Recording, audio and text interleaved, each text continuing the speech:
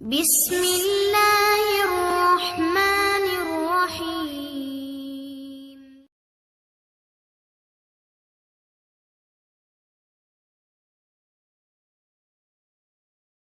சகோதரர் என்ன கேட்கிறாங்க, ஒரு பெண் இருக்கிறார் அல்லது ஒரு ஆண் இருக்கிறார், மகனாகவோ மகளாகவோ இருக்கிறார், காதலிக்கிறாங்க, லவ் பண்றாங்க.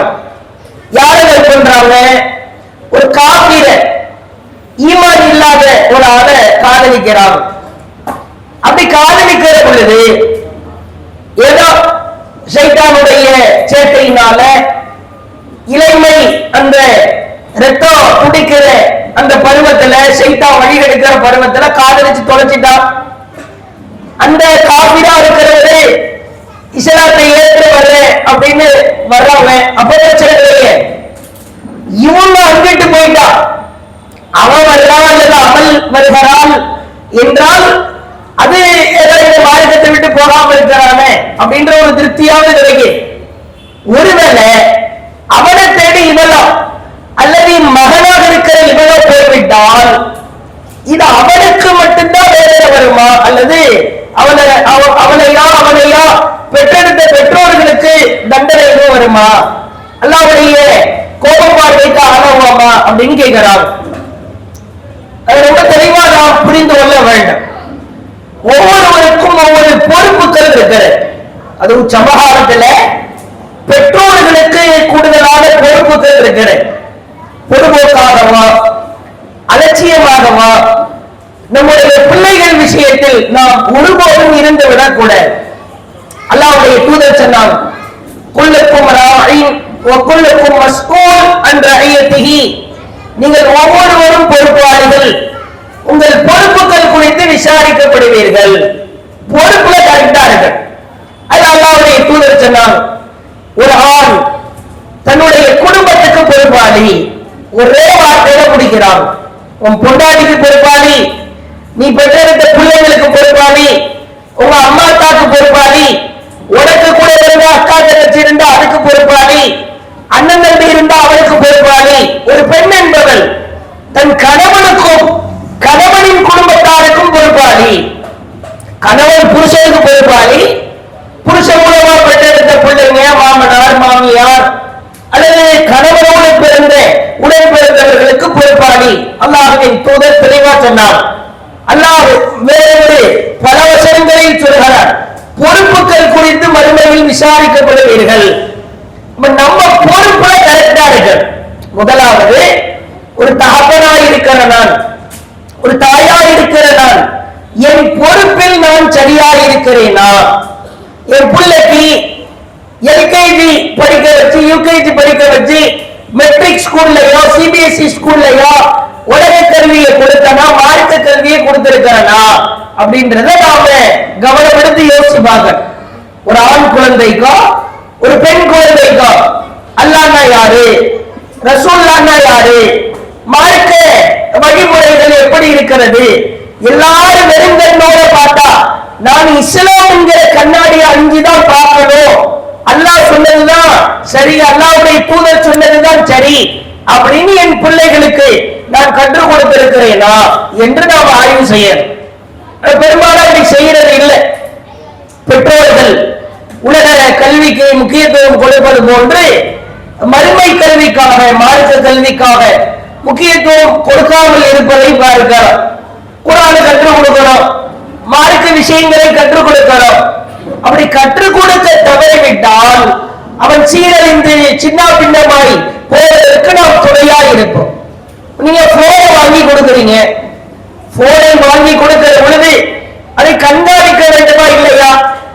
நமக்கு தெரிந்து இன்றைக்கு சமகாலத்துல உலகத்துல இன்ஸ்டாகிராம் என்ற ஒரு அப்ளிகேஷன் மாதிரி ஒரு கேடுகட்ட அப்ளிகேஷன் கிடையாது. அவ்வளவு மோசமான ஒரு அப்ளிகேஷன்.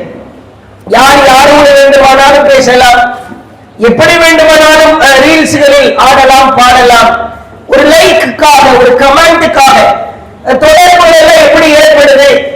நைட்டு 12 மணி வரைக்கும் அம்மா அத்தாவை எல்லாம் நல்ல தூங்க வச்சுட்டு 12 மணி 1 மணிக்கு மேல தான் வேலைய ஆரம்பிக்கிறாங்க. இரவு என்பது நோய்களுக்காக, விளங்குவதற்காக. ஆனா இது நைட்டு டைம் கேட்டா காதலிக்காகவோ காதலருக்காகவோ காத்திருக்கிறான், விடிய விடிய பேசுகிறான். இதெல்லாம் நாம கண்காணிக்க வேண்டுமா இல்லையா? கல்லூரிக்கு அனுப்புகிறோம், பள்ளிக்கூடத்திற்கு அனுப்புகிறோம். ஆண்கள் பெண்கள் கலந்து முடிக்கிற பள்ளியாகவோ கல்லூரியாகவோ இருந்தால் யாரோடு பழகுகிறான், யாரோடு பேசுகிறான், நட்பு வட்டாரம் எப்படி இருக்கிறது? மகள் எதற்கு இவ்வளவு தாமதமாய் வருகிறாள்?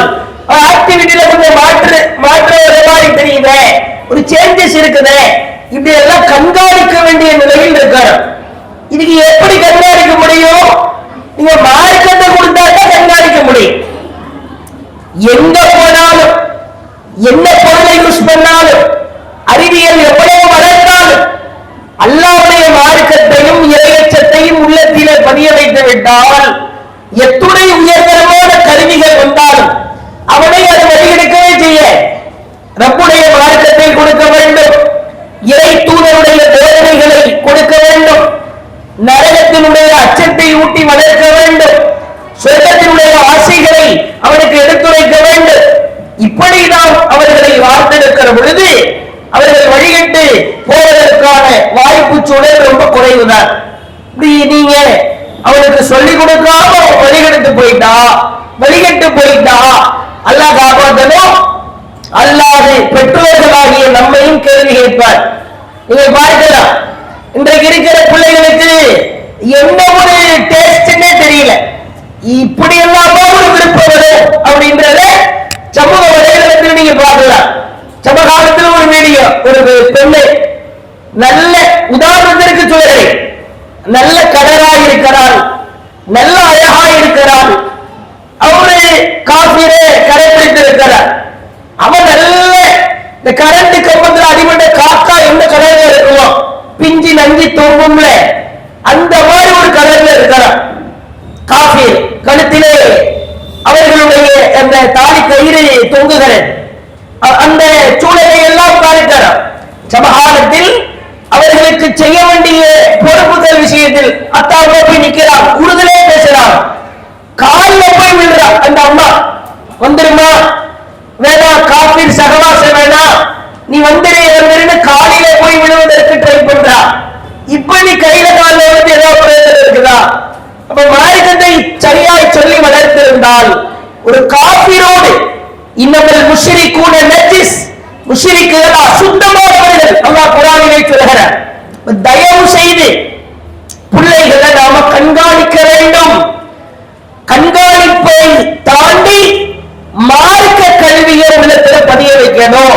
இல்லைன்னா நாம குற்றவாளியா போயிடுவோம். ஒருவேளை நாம எல்லாத்தையும் கத்துக் கொடுத்திருக்கிறோம், அதையும் மீறி அவன் வழிகட்டு போய்விட்டால் அல்லாது நம்மை கேள்வி கேட்க மாட்டான்.